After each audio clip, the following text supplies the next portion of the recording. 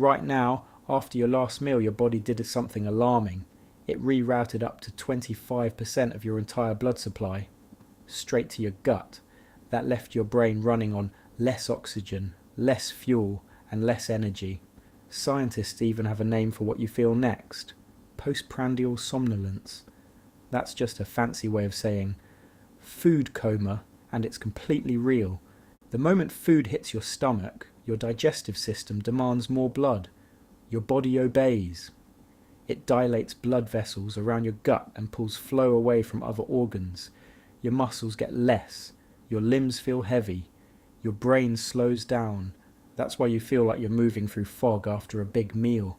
When carbs hit your bloodstream, blood sugar shoots up fast. Your pancreas panics and fires a flood of insulin to bring it back down. But insulin overshoots. Blood sugar drops below baseline. That crash is the moment your eyes go heavy. Your brain just ran out of its main fuel.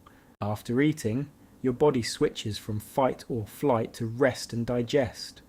Your parasympathetic nervous system takes over. Heart rate slows, alertness drops. Your body is actively telling your brain, stop thinking, start digesting. This is not laziness. This is biology running exactly as designed. Not all meals hit the same. White rice, white bread, pasta, and soda cause the steepest blood sugar spikes and the worst crashes. High protein and high fibre meals cause a slower, flatter rise. Barely noticeable tiredness. And here's a trick. A short 10-minute walk after eating can cut your blood sugar spike by up to 30%. Your body is doing this right now. Subscribe to understand it.